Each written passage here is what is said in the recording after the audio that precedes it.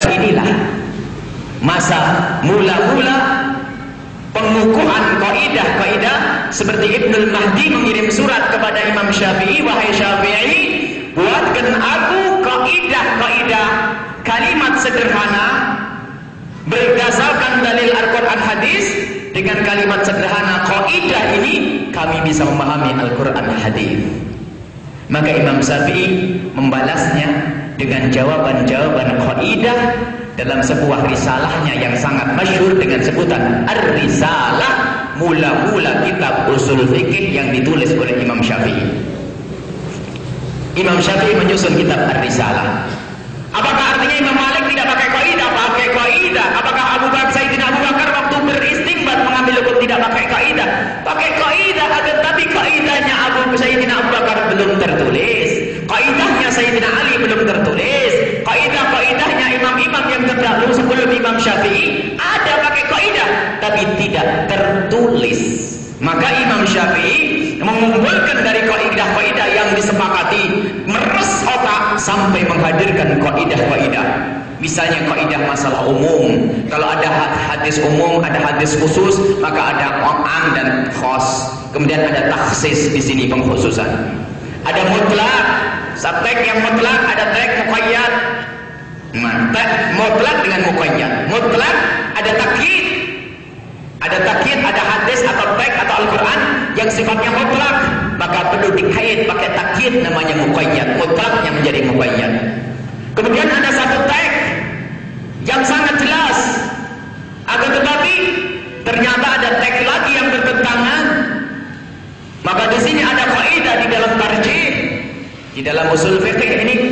Jadi kalau ada dua tek yang kelihatannya zahirnya bertentangan, maka ketahuilah tidak akan ada pertentangan di antara teknya Rasulullah sallallahu alaihi wasallam. Rasulullah tidak akan bertentangan dengan Al-Quran. Al-Quran tidak akan bertentangan dengan Rasulullah. Rasulullah pun tidak akan bertentangan dengan perkataan beliau sendiri. Akan tetapi ada tek hadis yang bertentangan. Ini bagaimana? Lah ini dalam pada masa sahabat Nabi, pada tabi'in dan tabi'in, belum pernah ada kaidah untuk menyelesaikan permasalahan jika terdapat dua tek dari Nabi sallallahu alaihi wasallam yang berbeda. Akan tapi mereka secara spontan ngerti jika hal seperti ini sama-sama benar dari Rasulullah, pasti ada nasih mansuh ini. Yang berikut yang dipakai, nasih mansuh itu penghapusan. Tek yang pertama, yang keluar pertama tidak dipakai, yang keluar kedua baru dipakai. Namanya nasih mansuh. Lah ini para sahabat ngerti masalah ini. Oh, dulu dipakai, sekarang tidak dipakai. Tapi tidak pernah ada kaidah atau pembahasan secara khusus masalah nasih mansuh. Lah itu adanya setelah para a'immah seperti Imam Syafi'i radhiyallahu anhu. Berarti para sahabat Nabi juga menggunakan nasih mansuh, tapi tidak pernah ditulis dalam bentuk rumusan yang bisa dibaca atau yang bisa dinukil kepada orang setelahnya.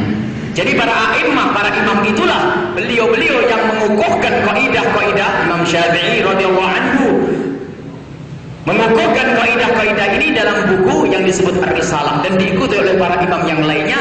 Ternyata risalah hanya Imam Syafi'i ini adalah hampir semuanya disepakati oleh para imam yang lainnya. Bukan berarti ini hal mengada-ngada Imam Syafi'i membuat bid'ah, tidak. Karena semata-mata Imam Syafi'i ingin mengembalikan orang yang lidahnya sudah pada pelat itu. Karena kenalan dengan orang ajam, bahasa Arab sudah mulai luntur, banyak bercampur aduk budaya, maka perlu kita kembali kepada kaidah.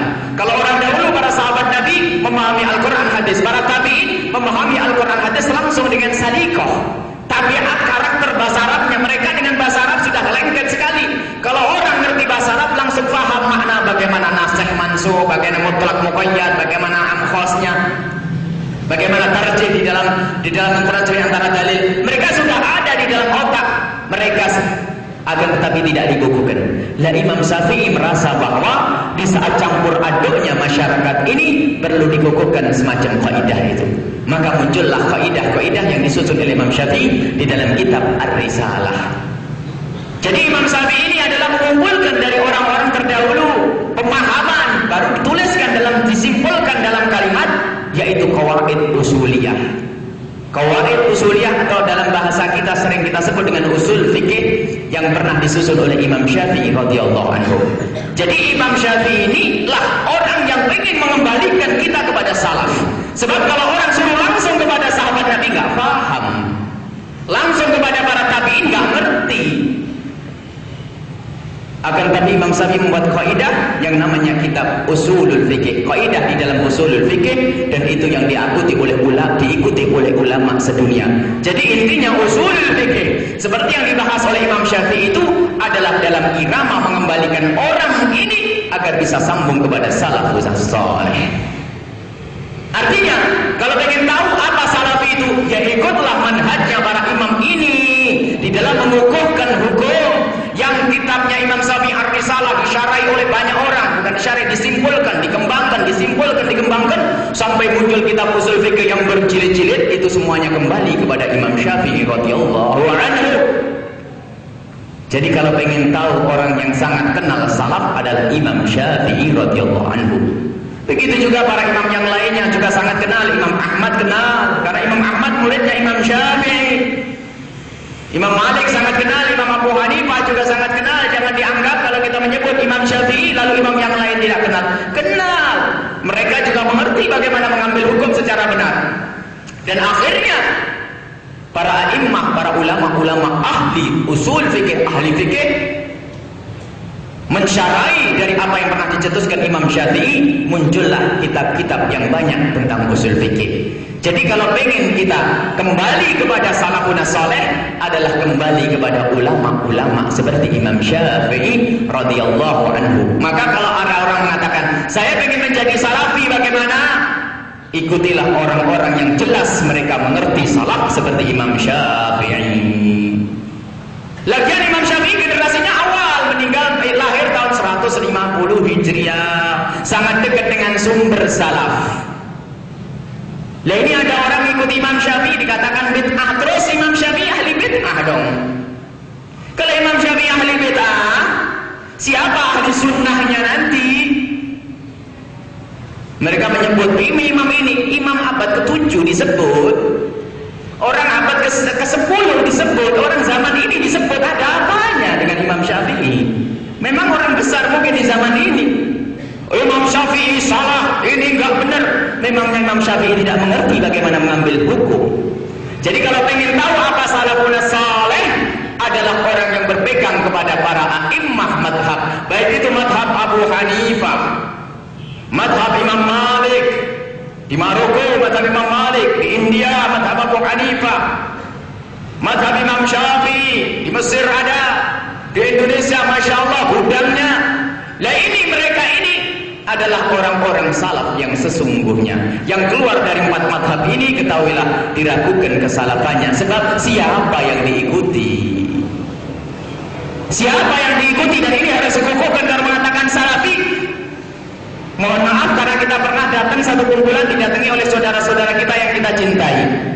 Mungkin pernah mendengar suara kita waktu memberi pengajian di Cirebon, tiba-tiba tanya, oh ini Buya ya? Oh iya betul. Manhajnya apa? Manhaj salaf atau bukan? Manhaj salaf, bagaimana tidak manhaj salaf? Manhaj salaf bagaimana? Imam Ahmad dan Imam Syafi'i. Kok Imam Syafi'i? Ajib, heran. Kok Imam Syafi'inya disebut? Waktu saya menyebut Imam Ahmad dan Imam Syafi'inya dipertanyakan. Memangnya Imam Syafi'i bukan salaf? Subhanallah, Imam Ahmad bin Hanbal berguru dengan Imam Syafi'i. Ingat, jangan mencaci Imam Syafi'i, Imam Ahmad saja. Setelah kenal Imam Syafi'i radhiyallahu anhu, beliau berkata, semenjak aku kenal Imam Syafi'i, aku tidak pernah sholat 2 rakaat kecuali setelah itu mengangkat tangan dan berdoa mendoakan Imam Syafi'i. Lah ini, jadi kita perlu sekarang kembali ke masyarakat kita. Salaf yang sesungguhnya adalah yang kembali kepada manhajnya para pendahulu kita di dalam mengambil hukum Islam seperti Imam Syafi'i, Imam Malik, Imam Ahmad, Imam Abu Hanifah di dalam mengambil hukum, karena mereka itulah yang mengembalikan kita kepada cara berpikirnya salafun saleh. Jadi yang tahu tafsir, yang bisa menafsiri tafsir, kalau kita tahu tafsir, maka tidak akan bisa memahami tafsir kecuali kita itu mengambil ilmunya para a'immah seperti Imam Syafi'i radhiyallahu anhu di dalam memahami tafsir Al-Quran. Semuanya disebut oleh Imam Syafi'i oleh orang pendahulu kita. Dan Imam Syafi'i punya murid. Imam Syafi'i punya murid-muridnya ini kadang-kadang berbeda masalah pendapatnya. Bukan berbeda melawan Imam Syafi'i, berbeda pendapat tetapi berdasarkan kaidah yang sama. Jadi berijtihad di dalam mazhab Imam Syafi'i, kemudian muncul satu pemahaman yang berbeda dengan Imam Syafi'i. Bukan bertentangan dalam kaidahnya, tidak. Imam Syafi'i mengajarkan kaidahnya istinbat, pengen mengambil hukum caranya ini. Dan ternyata banyak dari pengikut Imam Syafi'i yang juga berbeda dengan Imam Syafi'i. Tapi tidak menjadikan mereka bermusuhan. Sehingga terus orang yang berikutnya tetap dalam berijtihad kembali kepada Imam Syafi'i, kembali kepada manhaj yang pernah ditulis Imam Syafi'i. Ternyata di situ juga terjadi banyak perbedaan. Jadi perbedaan di dalam furu' berdasarkan usul yang sama. Umum, am, khas. Ada nasikh mansukh misalnya. Khususnya ini banyak di dalam nasikh mansukh. Di dalam nasikh mansukh kaidahnya sama. Semua ulama mengatakan ada nasikh, ada mansukh. Ada hadis yang dihapus, ada hadis yang menghapus. Sebagian ulama mengatakan cukup untuk kita katakan hadis ini dihapus oleh hadis yang lainnya. Kenapa? Semuanya sama-sama kuat dalilnya. Oh ya, berarti benar-benar bertentangan. Sementara tidak mungkin hadis Nabi bertentangan dengan hadis yang lainnya, maka yang pertama disebut mansukh, terhapus, yang kedua disebut sebagai nasikh. Ada ulama lain mengatakan dalil penghapusnya tidak kuat ini, kuatan yang dihapus.